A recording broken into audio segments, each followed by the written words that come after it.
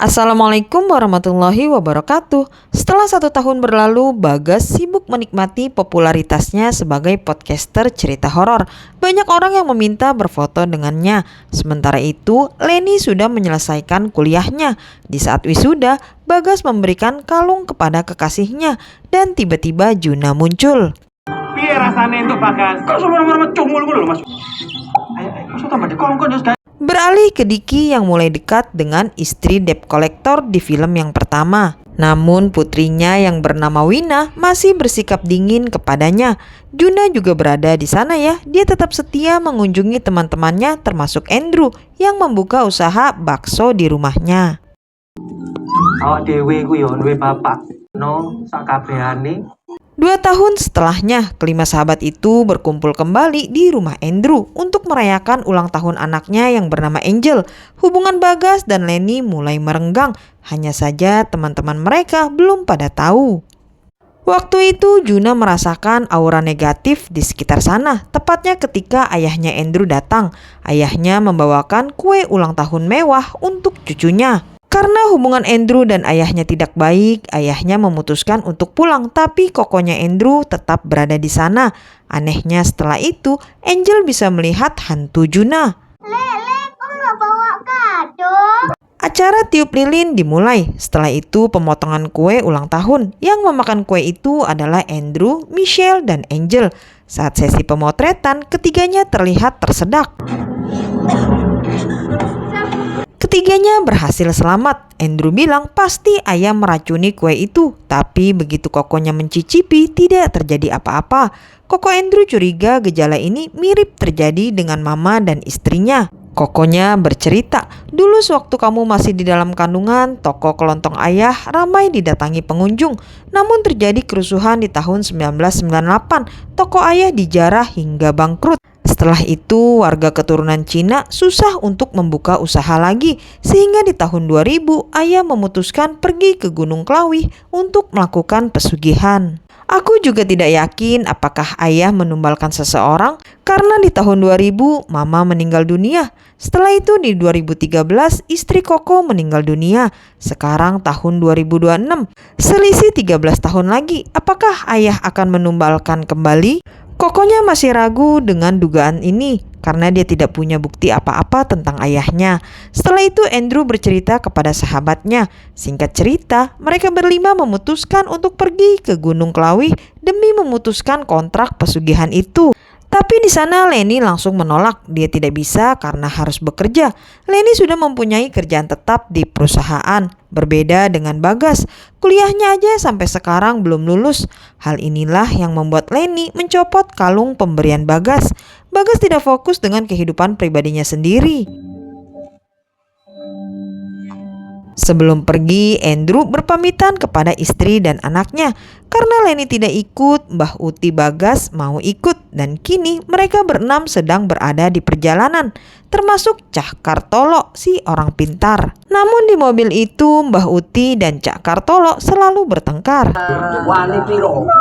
Pamu koyo luwak mangap. Kata Cak Kartolo, pesugihan ayah Andrew terjadi saat Purnomo Ageng. Waktunya 2 hari lagi. Mereka harus bergegas memutus kontrak pesugihan itu.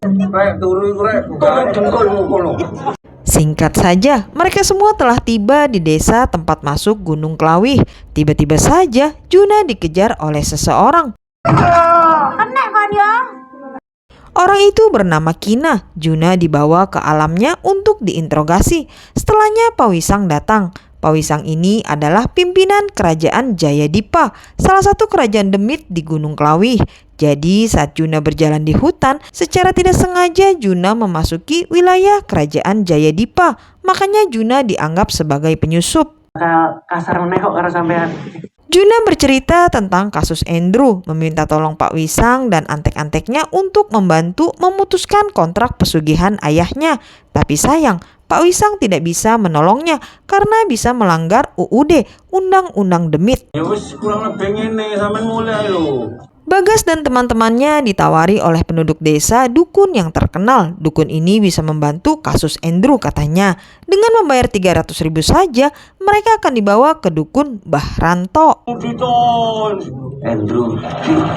Di sana terdapat foto-foto Mbah Ranto sewaktu muda. Ternyata dia adalah temannya Cak Kartolo. Tapi sayang pertemanan mereka berakhir tidak baik gara-gara seorang wanita. Kata Mbah Ranto, kalau Andrew mau membatalkan jasa dukun saya boleh saja, asal membayar biaya 5 juta rupiah.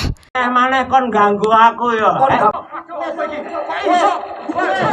Kita kembali ke Malang, tepatnya rumah Andrew. Saat itu Angel sedang bermain bola. Bola itu bisa jalan sendiri dan menggiring Angel menuju jalan raya.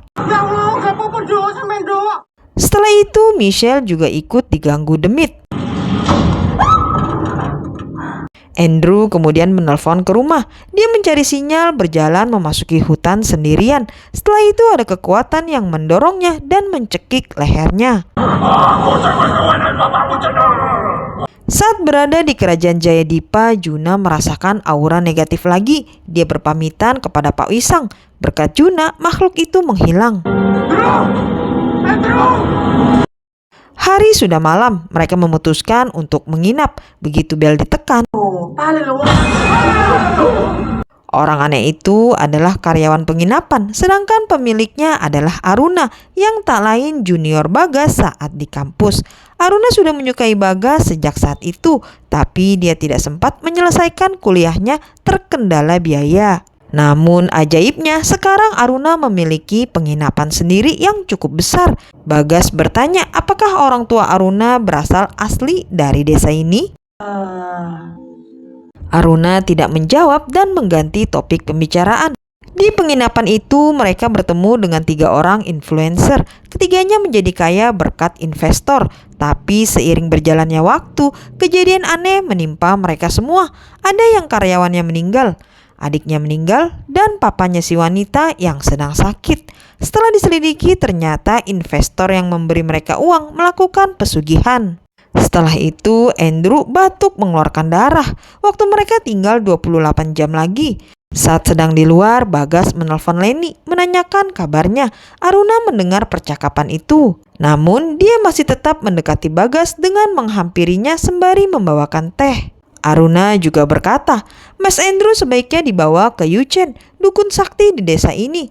Aku kenal mas, nanti aku tunjukin jalannya ke sana ya. Setelah itu Bagas kembali ke kamar memberitahu soal Yuchen kepada teman-temannya. Mereka semua setuju. Para laki-laki kemudian curhat tentang masalah percintaan mereka. Andrew menyarankan Diki untuk mendekati Wina dengan hal yang dia senangi. Bagas bercerita soal hubungannya dengan Leni yang sudah sebulan ini terasa hambar. Padahal aku sangat mencintainya. Oke, Leni wes kesel aku, mas Kau boleh pergi, Allah. Pagi harinya mereka mengantar Mbah Uti dan Cak Kartolo untuk pulang. Cak Kartolo berpesan, Andrew, kamu jangan lewat jalan pintas ya, harus jalan lurus naik sampai ke atas. Kali ini perjalanan dipimpin oleh Aruna. Tidak sengaja Bagas terkena ranting kayu, pipinya terluka. Akhirnya mereka semua telah sampai. Kata Aruna, yang punya urusan harus masuk sendiri, tidak boleh ditemani. Lagi-lagi Juna merasakan firasat yang tidak enak. Di dalam sana Andrew disambut oleh Yuchen. Kata dia, kamu tidak bisa membatalkan kontrak gaib ayahmu, tapi kamu bisa membuat kontrak baru. Nanti kamu bisa pilih ayahmu sebagai tumbal pertama. Di luar, Juna memanggil Pak Wisang. Setelahnya tempat itu berubah menampakkan wujud yang sebenarnya. Kata Pak Wisang, ini demit hebat, namanya Gorah. Kekuatannya sangat besar. Mohon maaf saya tidak bisa membantu. Andrew sudah siap mencap perjanjian itu dengan darahnya. Tapi Juna datang tepat waktu. Juna menjelaskan kalau kamu setuju dengan perjanjian itu, sama saja kamu seperti ayahmu. Kamu dibohongi Andrew, perjanjian itu akan terus meminta tumbal. Ingat ucapannya Cak Kartolo, kita harus terus naik sampai ke puncak. Jadi mereka semua lari ya, dan di tengah-tengah hutan.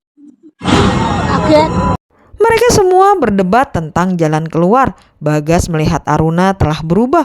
Aruna bisa terbang dan melemparkan mereka satu persatu. Aruna seperti dimasuki demit gorah. Andrew dicekik. Juna berusaha menghalangi. Demit itu bilang, perjanjian darah keluargamu harus tetap berlanjut. Setelahnya datang seorang laki-laki yang menguasai ilmu meringankan tubuh. Laki-laki itu menyiram air dan membuat Aruna kembali tersadar. Lelaki itu bernama Om Lim. Om Lim membawa mereka semua ke dalam kelenteng. Om Lim bercerita, dulu leluhurnya sewaktu datang ke sini banyak dibantu oleh penduduk desa, sehingga untuk membalas budi, Om Lim membantu masyarakat tanpa pamrih. Mereka kemudian disuruh duduk melingkar dan memejamkan mata. Ingat kembali hal apa yang memberatkan kalian. Lepaskan semua itu dan cari jalan yang lurus, jalan menuju Tuhan. Percayalah kepadanya dengan sepenuh hati. Singkat cerita, mereka semua berpamitan kepada Om Lim dan mengucapkan terima kasih. Mereka akan pulang menuju kota Malang. Aruna memaksa untuk ikut ya. Dia khawatir dengan kaki Bagas yang terluka. Waktu mereka tinggal hitungan jam, Angel mulai rewel, badannya panas.